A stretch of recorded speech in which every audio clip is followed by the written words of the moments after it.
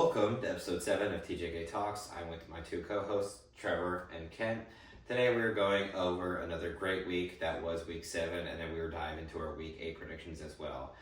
We're going to start off with the Friday night game we predicted, University of South Florida versus North Texas. We all three picked North Texas to win, and we could not have been more wrong. It was just an utter embarrassment by North Texas. They had 5 turnovers total. Overall, they did not look good, and South Florida honestly continues to look like a top 20 team in the college football playoffs. Yeah, a lot of disappointment from North Texas. They canceled most of their classes throughout the entire university on that Friday to prepare and tailgate for the game. They were advertising that game very heavily, and it was pretty much their Super Bowl against another ranked Group of 5 opponent, and just didn't turn out well. 3 interceptions thrown, 2 fumbles. They just didn't control the football, and South Florida looks like a legitimate playoff team. Yeah, I mean, it was actually a pretty good game in the first half, but once the second half started in the third quarter, USF scored 28 straight points, and that's what really made them take off and win that game. But at the same time, I do think that North Texas was going in there obviously thinking that they were going to win because, I mean, obviously taking classes off and everything. It's crazy. That's crazy. Yeah, overall did not end well for North Texas, and that led us to all be 0-1 to start our picks off for this week. The next game we're talking about is Ohio State versus Illinois. Ohio State won 34-16.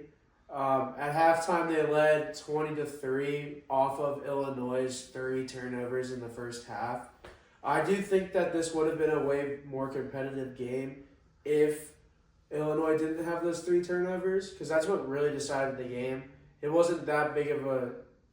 If the 3 turnovers weren't there, I would see this as a way closer game. But our defense really kept us in it, and we ended up getting the win. Yeah, really impressive stand by our defense.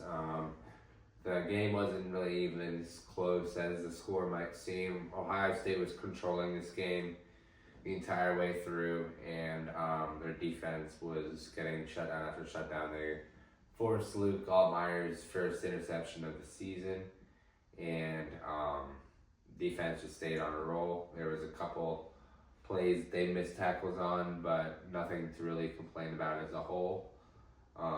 Played very well against a ranked team, and best part about it is that they did not have to open up their playbook at all, and they still they haven't even kicked it into 3rd or 4th gear yet.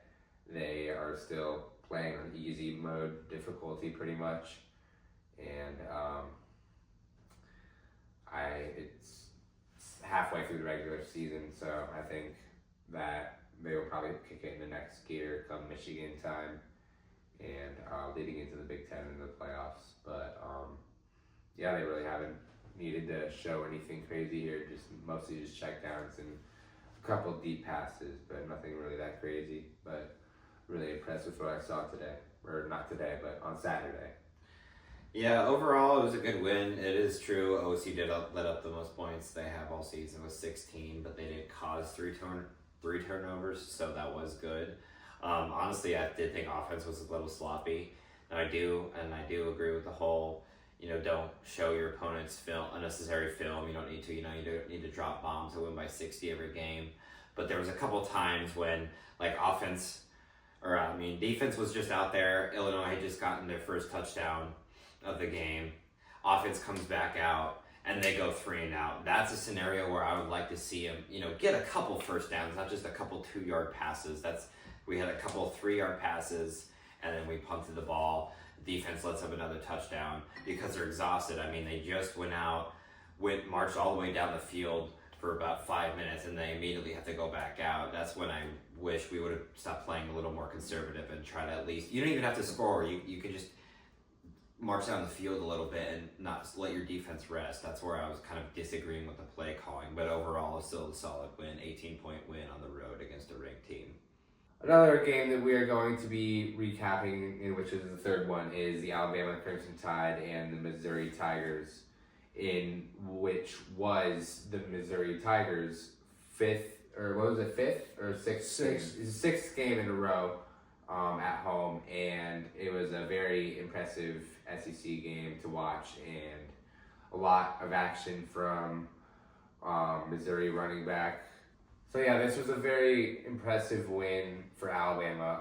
Their, I'd say, third impressive win in a row in SEC play. And Alabama is starting to separate themselves into the upper echelon of the SEC right now. And I think that Alabama playing close games like this, winning on the road, is very healthy for later in the season. Although I do think that Alabama beating Missouri isn't really that impressive because Missouri hasn't really played anybody that good yet. So them losing to Alabama is kind of expected. But another good game from Ty Simpson, and also to note, both teams had 325 yards of total offense. So not only was the score close, but the yardage was close. A lot of running from Bo Pribula as well. He led the team in rushing for the Tigers, and Ty Simpson had a stellar day with 200 passing yards, right? Yeah, like 200 passing yards. So another good game in the SEC. Yeah, overall, good win for Alabama. I did unfortunately pick Missouri. Honestly, I think Missouri could have won if Missouri's quarterback, Biblua, didn't have 2 interceptions. He had 2 TDs, but along with 2 picks, so those 2 costly turnovers, I believe, cost them the game because they only lost by 3. So even if they had a chance to tie it up, then I believe one of the points they were flying down the field, and then there was an interception within field goal range. So costly mistakes cost Missouri the game. So I am impressed by them. Keeping it a 3-point game because Alabama has looked really good ever since that Florida State loss. And I'm honestly not sure how they lost to Florida State considering they're now 3-3. They just lost their 3rd straight game. So overall, I think we won. Alabama just had a bad game, a fluke game, and then they've just been on fire since. So I am disappointed with my pick, but overall, it does make sense given that fact that Alabama has been building their resume since that Week 1 loss. Ty Simpson has looked electrical yet again as far as just yardage, completion rate, all of that. Yeah, I thought this was a pretty good game too, and I do agree with Jake. Even though both quarterbacks threw 2 touchdowns, the 2 picks that Missouri's quarterback threw was the game changer. And then also their yardage were pretty close together too. Ty Simpson threw 200 yards, and then Missouri's quarterback threw 167 yards. It was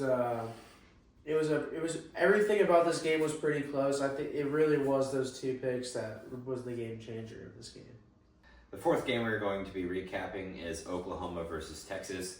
We all 3 picked Oklahoma. Obviously, that pick did not go well. Texas won 23-6.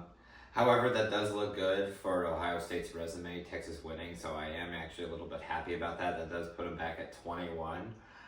So I am glad that they won the game, although I did pick, we all 3 picked Oklahoma to win. Overall, I think they tried to rush John Mateer back into early. 0 touchdowns, 3 interceptions. Overall, not a great game at all. I mean, and I don't even blame him at all. He just came back from a month out. I mean, he hasn't even had time to practice, and he just had surgery on his throwing hand. I feel like, I know it's a rivalry game, but I feel like Oklahoma's coaching staff should have waited a week or even 2 to bring John Mateer back in, have him do practice, get back in on the 7-on-7s, because it was clear that he was not ready to go back in there and face your rival, especially. I mean, that's like if Julian Sayin missed a week or a month of football, then was asked to go play Michigan. I mean, I just don't think that's very realistic. So, fuck. So you could tell John Mateer was not ready, unfortunately, and that he just had no time to prepare, unfortunately, for this game, and they just threw him right back in the mix. Arch Manning, I think, played his best game of football so far. No turnovers. Yes, he only had 1 touchdown, but that was when they really needed it, and it was a really defensive game for both teams. I mean, they didn't even let Oklahoma get a single touchdown. Then Texas sealed it off with a 75-yard punt return touchdown. So overall, just a very dominant game from Texas, and I'm curious to see how they are given the rest of the season, considering their big games they have to play like Georgia. Yeah, very interesting Red River rivalry matchup that we had this year. This shows that Texas's offense is very legitimate. I think that John Mateer being rushed back into it definitely is a factor in it being a very low-scoring game by Oklahoma. But at the same time, Texas's defense did what they had to do to show out and prevent any touchdowns from happening from the Sooners. So, and they had their opportunities as well. Very even time of possession. Texas had 31 minutes and Oklahoma had 29. So the difference just really came down to Oklahoma's 3 turnovers, which were all interceptions from John Mateer, and Texas's very clean football this week with 0 turnovers, no fumbles, no interceptions. And the yardage was pretty similar as well. I think it was 302 yards to 258 total yards, Texas to Oklahoma, but pretty even matchup otherwise. Besides, you can obviously tell that the score is more seeming of a blowout due to those turnovers. Yeah, I think this game should have been closer than it actually was. Oklahoma with those 3 interceptions is what was the main reason they lost. I mean, Texas only had 2 offensive touchdowns. One of them was a punt return touchdown. But like, even though they say that they're like impressed with Arch Manning, I really wasn't. He had 1 touchdown in 180 yards. 166 yards. Even less than what I thought. Like, that's not as good as you should be for an SEC team that's want to be in the playoffs and everything. Same with John Mateer. Him throwing 3 interceptions is bad for a top 10 team to be doing. And so, like, if either one of these teams wants to be in the playoffs, they have to lock in on offense. Lock in, can't be gate. But Texas's defense is really what's been holding this team together. I kind of want to bounce off what you said a little. It's not more the fact that he only had 1 touchdown and, he did have low yards as for Arch Manning. Mm-hmm. I was more impressed because of how he handled the situation as far as going into a rivalry game, bouncing off of a loss, coming off the Gators' loss, and he doing what they had to do to get the win. Now, he can certainly build on that and get more.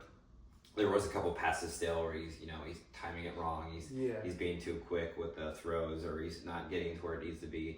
But I think as far as if we look from last week, the Gators, I think I saw improvement, and especially versus teams against like UTEP, when he struggled against FCS teams. Yeah. So I'm curious to see him continue to evolve, especially to see if Texas can possibly win out. If they go 10-2, they would have a real shot at the playoffs, and then that would make OSU's win look a lot less better than it did just a week ago, considering they lost to the Gators. Yeah. The next game we're recapping is Oregon versus Indiana. This game was 30-20. It was a really close game. Oregon started off the game with a quick touchdown, but Indiana responded with 2 rushing touchdowns by Hemby. Also, Mendoza played really, really good. He threw 216 yards. And with this win, it snapped Oregon's 18-game home winning streak, which was huge. The longest one active. Yep. Yeah, because the other 2 died. This year, too, which was crazy. We already had the 3 biggest streaks gone. Yeah. Yeah, but this was a great game, and I was impressed with Indiana because I thought Oregon's offense was insane previously this year. Yeah, I was very happy with my pick. I picked Indiana. These 2 picked Oregon to win. Indiana, obviously, like Ken said, won 30-20. Mendoza did have a good game besides the 1 pick six. It was 20-13, and then Mendoza threw a pick six, tying it 20-20. So Oregon only had 13 offensive points. They had 7 points off of the pick six, or 6 off of and then the extra point, if we want to get technical. But and then Dante Moore, he had an okay game. I mean, he did have 2 interceptions, but it really wasn't. The loss really wasn't on him. The loss wasn't even really that ugly. I mean, it was only a 10-point loss. Oregon did play really well.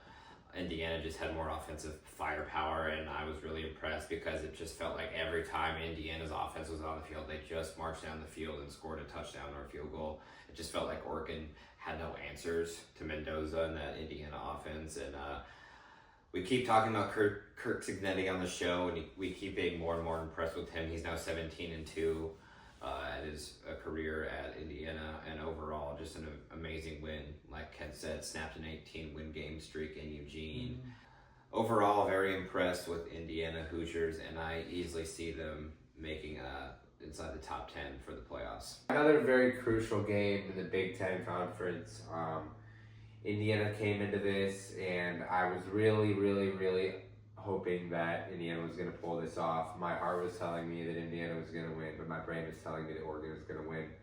But yeah, I really just saw an interesting game from Mendoza and a very smart game from Kirk Cignetti and his play callers. I think that this is a very professional team, and I think that they are going to go very far in the playoffs. I think that they're a potential semifinal team, and not even a too terrible loss for Oregon, because although they don't control their own destiny to make it to the Big Ten championship as of right now, they still easily can make the playoffs and probably at this rate host the first round game, falling like the 8 to 5 to 8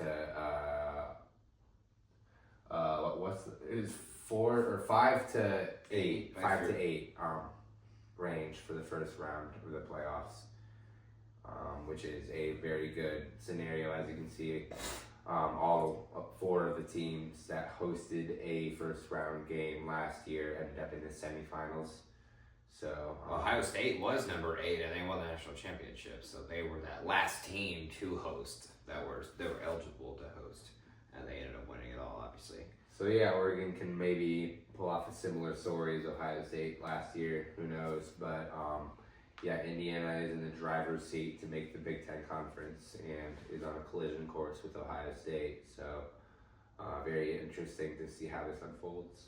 Another very good clash in the Big Ten between 2 4-1 teams. I think that this was a very good offensive game from USC. USC entering this game, they had a lot of hype around their offense, and the big narrative around it was they really never played anybody that could have possibly even tested their offense. So them blowing out FCS schools and low-grade Group of 5 schools wasn't very impressive. So them being a very good defensively based team like Michigan, and having 489 total yards of offense is just making a statement to the Big Ten and a statement to the rest of the country that their offense can put up numbers, and that their defense isn't bad either. Their defense is much better than years past, like with the early USC Pac-12 era with Lincoln Riley. But I do think that USC is a potential playoff team from the Big Ten this year. And yeah, another very efficient game from the starters of USC on offense. Jordan Mayava had 265 yards with 2 total touchdowns and 158 total yards from, King Miller, running back for USC. And very efficient game from Malachi Lemon as well. So yeah, very impressed with USC going forward. Yeah, after this game, if USC continues to win their games and only loses about one of their next, they have 3 ranked games left in their schedule, and then they also have Iowa, which is not an easy game. If they can win 3 of the 4, I can see them as a dark horse making it into the playoffs. But yeah, this was a great all-around win for USC. They played great on offense and defense. They were just in control. They were just in control the entire game, and it was a good win. Yeah, we all did three-pick USC to win, if I'm not mistaken. However, I thought it was going to be a little bit closer. I can't remember my exact score, but I believe I had it within 7, maybe even 10. This was just pure dominance by USC, and of course I was happy about it. But they do actually look like a big threat in the Big Ten, or maybe not even a big threat, but they do look like a good team, better than last year. I mean, last year they finished 7-5. I mean, I could certainly say they are looking better than that last year, considering they're already at the max amount of wins they had last year. So overall, just a very impressive win for Jordan Mayava and the OC Trojans. Going into our Week 8 predictions, starting off with a good Friday night game, Louisville versus Miami. This is a great ACC matchup. It is in Miami. Miami actually has 8 home games this year and only 4 away. I thought it was a little funny that they had that, but I think it was because of an FCS team that they played. They don't leave the state of Florida until November. I don't know if you remember And that too. So that's also a crazy advantage for them. So this game is at Miami at Hard Rock Stadium. Louisville has looked good so far. Their only loss actually being to ranked Virginia, which no one saw that coming. So, Virginia being ranked, as far as that. So Louisville has looked good, sitting at 4-1. However, I am going to pick Miami to win this game. I think overall their defense has been lights out, and Carson Beck has played amazing football ever since joining the Hurricanes. I think it'll just be too much for Louisville. I think they'll hand them the second loss of the season. I have them winning 34-24. Yeah, I think this is this is a great Friday night game, very interesting one to watch, because these are 2 quarterbacks that are transferring in from other respective programs. Miller Moss transferring in from USC, and Carson Beck transferring in from Georgia, and they both fit perfectly within the schemes of these offenses. And Louisville coming off that recent overtime loss to Virginia, I think that is going to be a pretty big chip on their shoulder coming into Miami Gardens. And I think that this is I really want to pick the upset, to be honest, but I still think Miami's just too talented of a team and too well coached of a team to give up a loss on a Friday night like that. But it's possible crazier things have happened, but I still don't think Miami's going to cover the spread, though.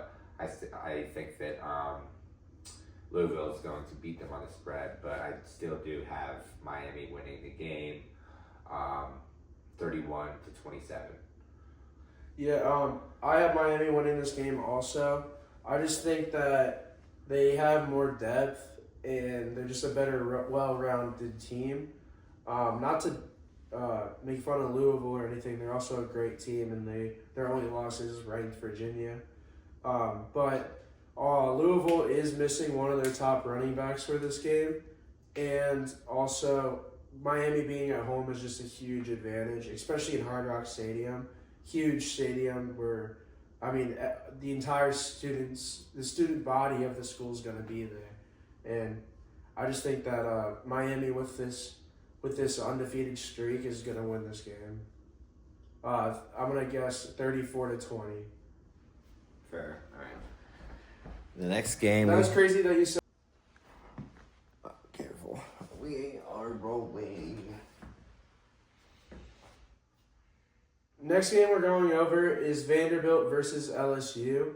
The game is being played in Nashville, and LSU has to travel there. Also, Vanderbilt is coming off of a bye week, and a relatively close loss to Alabama where they scored late to make it a bigger margin, but it was really late in the game. It was closer than what it looked like. I do think that LSU is a good team, but they aren't as consistent on offense as they should be, especially with Garrett Nussmeier there. He's been struggling a little bit, even though they've been getting wins. But with Vanderbilt coming off a bye week and having the home field advantage, and Diego Pavia is he's a gremlin. He'll run the ball. He'll truck somebody over. He doesn't care. With that dominant offense, I have Vanderbilt winning 28-20. But yeah, I think that this is another very interesting game for the SEC in terms of it being a bloodbath. Every time you think a team is safe, they end up falling. So these are two teams that are coming off of LSU didn't lose this week, but it was still recent, and then Vanderbilt lost last week. So both teams have a lot to prove right now in terms of competing with other teams in the SEC and another ranked team. So I think that Vanderbilt has definitely shown more consistency throughout the year than LSU. Diego Pavia has played better at the quarterback position than Garrett Nussmeier despite all the preseason hype. And I think that Vanderbilt is overall just a better coached team. Not really too high on Brian Kelly or the their defensive coordinator seems to be doing well, but I don't know. I'm just not too high on the coaching at LSU, and I think that Vanderbilt wins this 28-13, and Diego Pavia has 4 total touchdowns. Yeah, another good game to start here. SEC matchup starting off at noon. Like you guys both said, Nussmeier being I believe top 3, top 5 at least for Heisman favorites so far, hasn't really been not horrible, but not to what people has expected so far. If you look at LSU's offense just throughout their 6 games, they just haven't really performed, even against lesser teams where they should be winning by at least 30. They just haven't really been putting up much points. Now, at the beginning of the year, they beat Clemson 17-10, and everyone thought, but as we all know now, that's not an impressive win. So many early wins from week 1 and 2 have been devalued, so it's just been, can't really trust week 1 or week 2. Right. Yeah. The win doesn't mean anything anymore. The only thing is LSU's defense. Their defense has been amazing. They've been keeping opponents to low, mostly under 20 for pretty much all their games. It's just their offense hasn't really clicked. Now on the other side, Vanderbilt did lose to Bama, yes, and it was 30-14. But Alabama scored. It was 27 seconds, something like that, with under a minute to make it more of a bigger margin, like Kent said. Mm-hmm. So honestly, I do think Vanderbilt bounces back here, and I do think they win 30-24. I just see them having more offensive talent. Diego Pavia did have a nasty game against Alabama, but I think they have a bounce back win here, especially beating at home. The third game that we're going over is a Big Ten road test for the number 1 team in the country, Ohio State, and there's really not a whole lot for me to cover on this game, besides the fact that it kind of is a mismatch. The one good thing about Wisconsin is they have a pretty good run defense, except the thing is that Ohio State's running game is not fully developed yet. So we're going to be torching them by passing anyways. And our defense is going to shred their offense. So I think this game is just going to be an absolute blowout. I'm definitely. What's the over/under on this game? Isn't it 40? It's 41 and a half. Yeah, it's 41 and a half. I'm definitely taking the over. I think Ohio State can cover that by themselves. Over. Even though at the same time, I don't think Ohio State is going to just blow them out of the water. I think Ryan Day and all the other coordinators have been putting on just an absolute genius show at Ohio State so far this season with how much they've been showing in the playbook. You can just tell the high IQ is in the building, and I'm just really excited to see how it unfolds later on in the season. We saw how they unleashed it last year at the end of the season in the playoffs and just let Will Howard throw down the field the whole time, and it worked out perfectly fine. So I'm not saying that's 100% going to happen this time. It's a completely different team, but I'm still excited to see what teams they have to play in the playoffs and the matchups they get. But I think that Ohio State, coming back to this game, I think that Ohio State is definitely set for a pretty big win regardless of them opening up the playbook a lot. I think that they're definitely going to take advantage of the away environment and the fact that Wisconsin still does have a good environment in Madison, Wisconsin, and with the jump around and all that. But I still think that Ohio State is going to win something like 44-6, something like that. And I still think they're going to keep about like 80% of the playbook closed, and probably save that a little bit of that for Penn State and beyond. And then Michigan, of course, too. Yeah. Yeah, but I totally agree with Trevor. This is going to be a really good matchup. I mean, not really. I think Ohio State's going to win by a pretty good margin. Good environment. I did think that the over is going to be hit. I'm saying 38-7 Ohio State. But, I mean, Ohio State's defense and Matt Patricia's coaching, just also more genius to the coaching staff. The defense has only let up 6.8 yards this on average per game, and that's insane, especially in college football when there's a lot of high-scoring games. It just shows how dominant our defense is, and I think this game is going to be won by a pretty big margin, 38-7.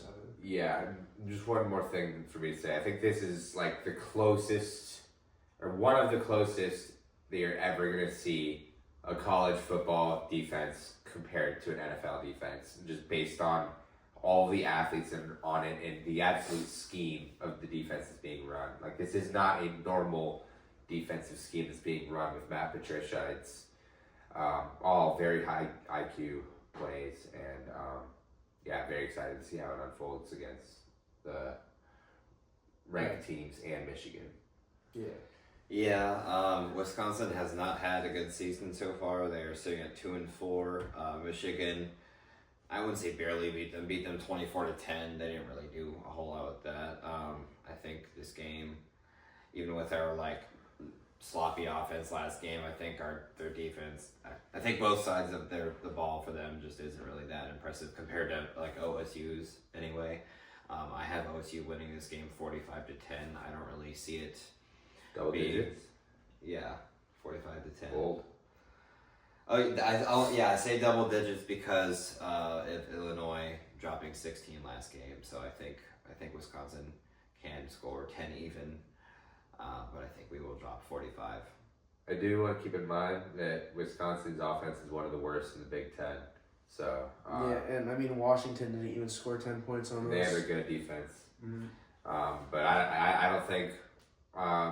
don't think that they're going to score double digits, but that's just my opinion. I think they're going to score 6, 2 field goals even, but one in the first half, one in the second half, to be exact. But I don't think they're going to score a touchdown.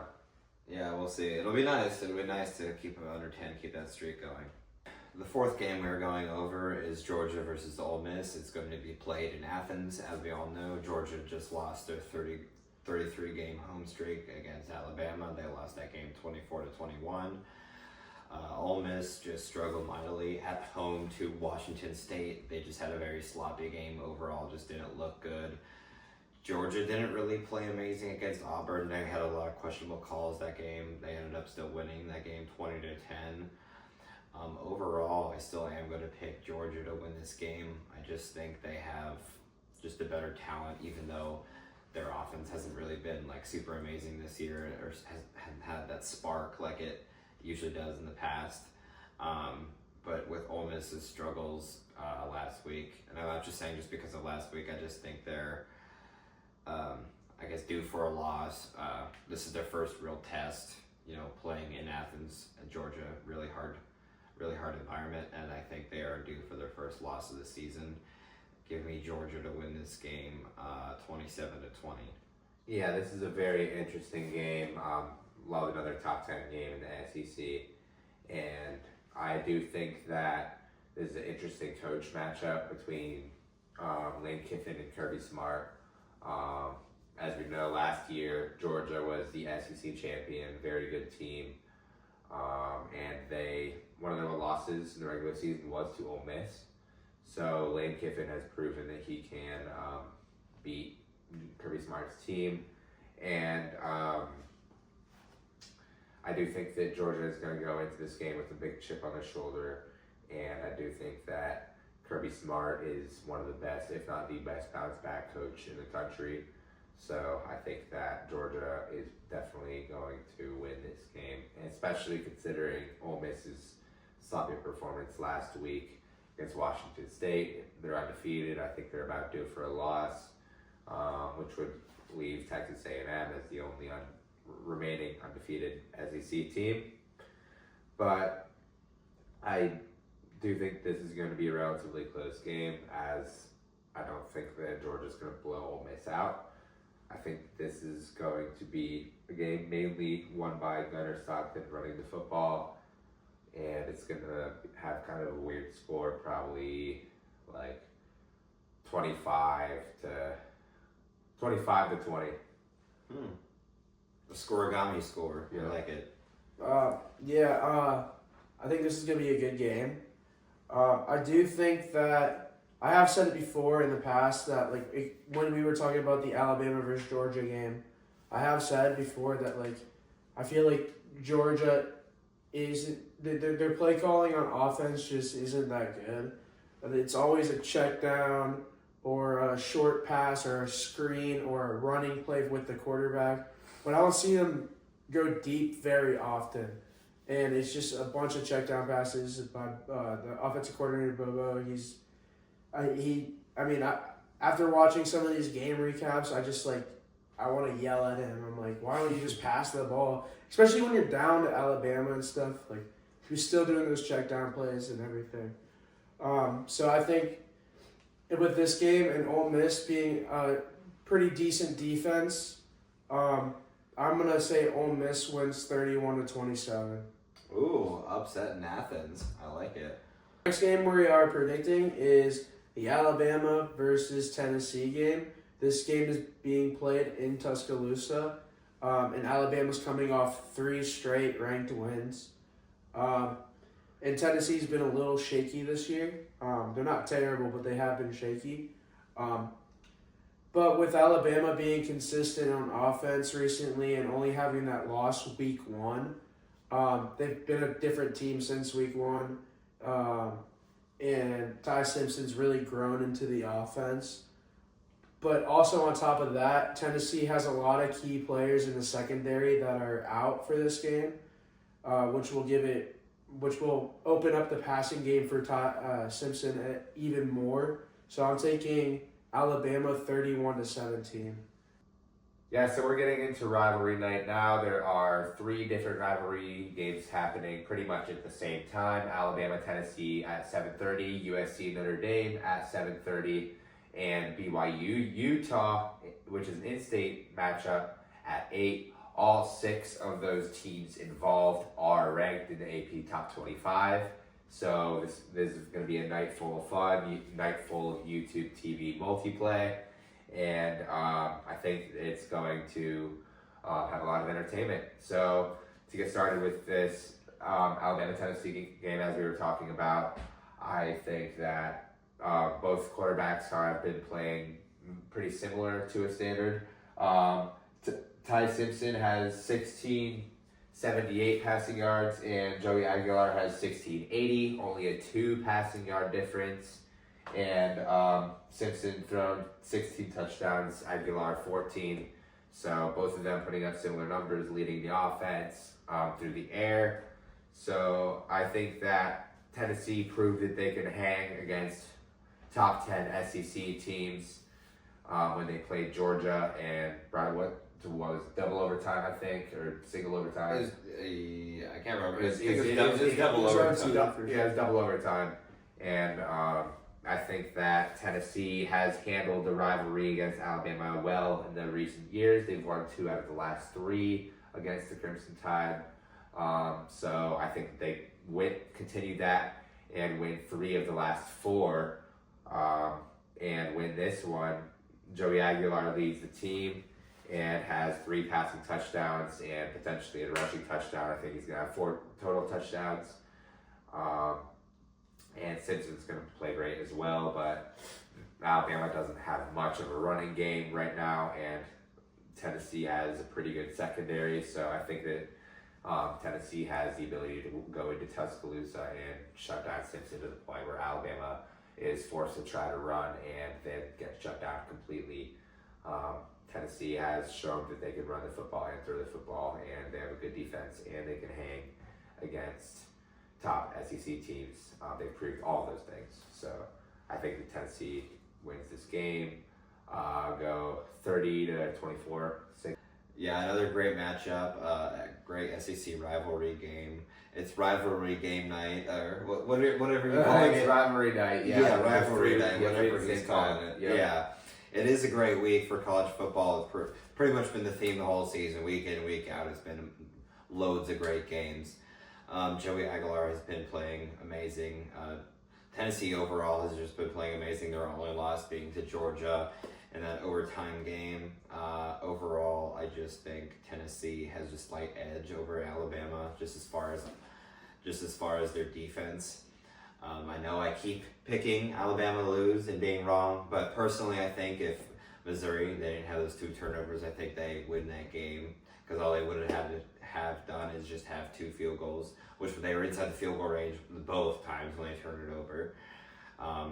So I'm going to keep not betting against Alabama, but I am going to pick Tennessee to win this game. I'm going to pick them to win 31-24. You guys both chose Tennessee. Yeah, I know. I keep in picking Tuscaloosa. Yeah, in Tuscaloosa, and I'm only picking that because I think Tennessee's offense is just so talented. I think their offense can outdo Alabama's secondary. Offense can outdo Alabama's questionable secondary. I just think that they have too many, I guess not loose ends. I guess I can say loose ends on defense, and with the injuries in the running game, I believe Jim Miller was injured. Alabama's best running back in the Missouri game. So overall, I think I will pick Tennessee to win this game, 31-24.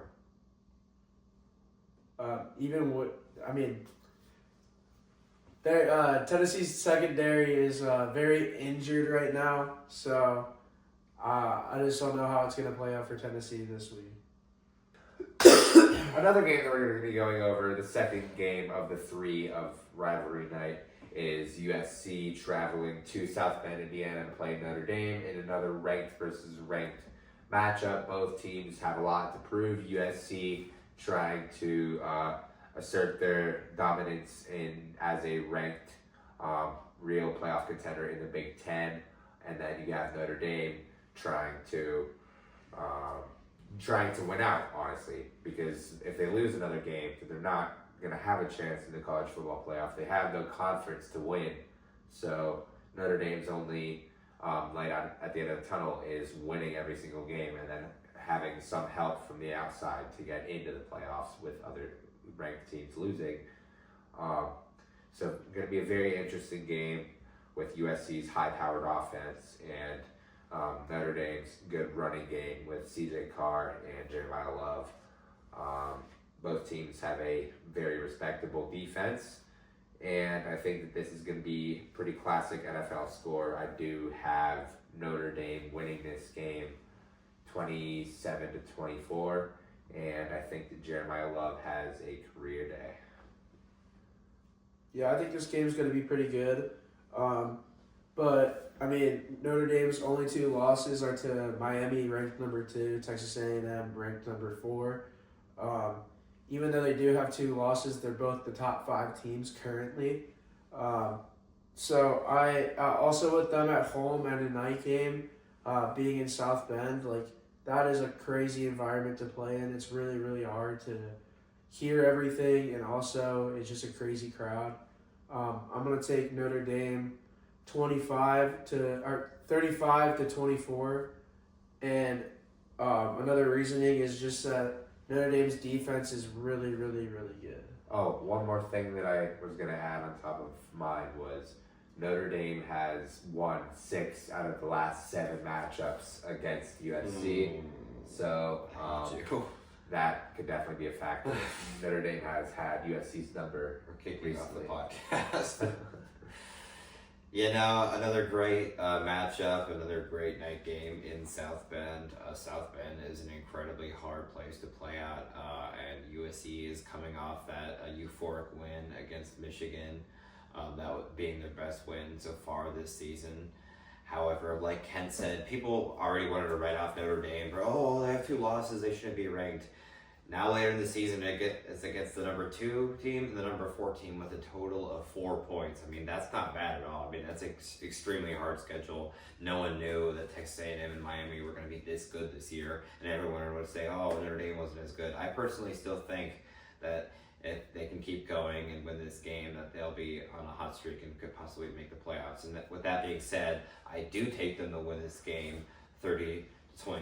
I think they hand USC their second loss of the year, and I think Notre Dame keeps their hot win streak going. The third game we're going over rivalry night. What do you call it? Rivalry night. Okay, that's what he's calling it. Is BYU versus Utah. It is at BYU. It's been. Do they play every year? I believe. Yep. Yeah. Okay. They play every year. They do now. Overall, it's always a very close, very good game. Another great game. Another good Big 12 matchup for that conference to see who will take that conference this year. Personally, I think Utah is going to hand BYU the first loss of the season. I know it is at BYU. Given it is a rivalry game, I think Utah has bounced back since that Texas Tech loss, and I think they're going to continue to do so and actually beat their rivals at BYU and hand BYU their first loss of the season.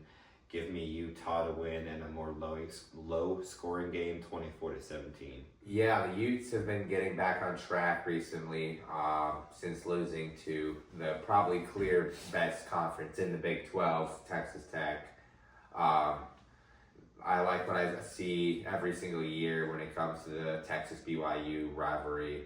It's one of, if not my favorite in-state rivalry in college football. It's just always so fun to watch. I love the history and the tradition and just an intense rivalry between the two. I watch it every year, and I'm going to be excited to watch it this year as well. I do think that Utah is going to win this game by about 3 points, I'd say, probably 31-28. I think that BYU's offense is going to put up numbers still, and but I think Utah is going to come away with the win. BYU has won the last 2 games, but with that being said, Utah has won 11 out of the last 13. So that means that if you look past the last 2 years in which BYU has won, Utah has won 11 games in a row in that span.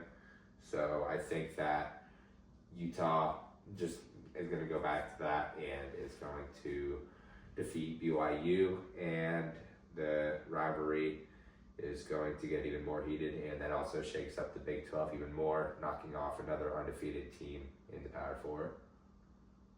Yeah, I think this game is going to be pretty good. It's really hard for me to decide on this game. I think that whoever wins this game is the one who has the bigger plays. This game is going to be decided by big plays. I do think that Utah's defense is really good. They do have problems with missed tackles though, which could open up big plays for BYU. Especially with LJ Martin at quarterback, he can run or pass the ball, and they do a lot of sweeps. But I do think that Utah is coming back to that 11-game winning streak, and they win 28-24. But realistically, for me, I think this game could go either way. The game we have this week is Ohio University versus Northern Illinois University, and Northern Illinois looks like the worst team in the MAC right now at 1-5. I don't know about that. What do you think? UMass is. They They joined back this year though, so UMass does suck too. Yeah, aren't they winless? they're on the single. They're somehow even worse. Yeah, Okay. but Northern Illinois, they are 1-5. They're one of the Second bottom to 2 teams, and they've only scored more than 10 points twice this season, but never over 20 points. Their only win was against a team called Holy Cross, and they only won by 2 points. I've never even heard of Holy Cross in my life. And I'm pretty sure they're in the FCS school. Yeah, they're an FCS. Yikes. So, like, only winning by 2 points is crazy. Oh, they won by 2 points against an FCS. Oh, against Holy Yeah. Cross. And that's their only win? That's their only one. Yeah. Wow. So, North Illinois is and bad. it's in Athens, Ohio. OU's at home. So, I'm going to take Ohio University to win this game 38-7. A big scoring game, but Ohio University coming off that bye week and that loss to Ball State. That Ball State is a chip on their shoulder. They're going to come into this game angry, and Parker Navarro is going to throw 0 interceptions, which is unheard of, but he's going to do it this week. Yeah, this is another very interesting matchup that we're talking about. Psych is going to be a snooze fest. Northern Illinois is not the same team that they were last year that beat the eventual national champion runner-up Notre Dame. Like we said, they're 1-5 this season, and even their one win is basically a loss. They beat the FCS school by 2 points. They are absolute poverty/garbage, and I did predict OU to lose last week, but Ball State is definitely a step up from Northern Illinois this year, and I do think that Ohio is going to win this game pretty comfortably, 28-10. Actually, not 28-7. I don't even think they're going to put up double digits because they reek that bad on offense. But yeah, OU's going to get back on track of the MAC. Back on track of the MAC, yeah. That's a bar. Yeah, I don't think it was this week. I think it was the week before when they lost to Ball State. Yeah, they just came off a bye week, but I mean, same thing. Yeah, so, right, okay, Yeah. so the last prediction we had was for them, was Ball State, and yeah, they lost to fucking Ball State somehow. Yeah. That was really irritating, especially for me and Ken's picks. However, I don't think that's going to be the case, especially back home in Athens, Ohio. I just don't see them losing this game, especially to a team like Northern Illinois, who is really not good at all this year. Complete opposite team from what they were last year. Yeah, but they beat Notre Dame last year. Yeah, but even that's what I mean. If that's the best resume they had last year, but and they're much worse this year. But anyways, give me Ohio University to win 24-7. I don't really see Ohio scoring a whole lot. I don't trust them after that Ball State game, but I still do take them to win to win by double digits and to keep Northern Illinois under 10 points again, because it seems to be the trend for Northern Illinois. Yep. Yeah, that Ball State game was completely unpredicted. I actually would have went undefeated on my picks that week. It was predicted, actually. Don't let him tell you it's unpredicted. It was predicted by me. But Okay. Right. But nobody saw that coming, and I actually would have been undefeated that week. But yeah, this could be a good game, and that's pretty much it for this week. Yeah. That does it for episode 7 of TJK Talks. Make sure to tune in next week for another weekly podcasts, and make sure to like, comment, Subscribe.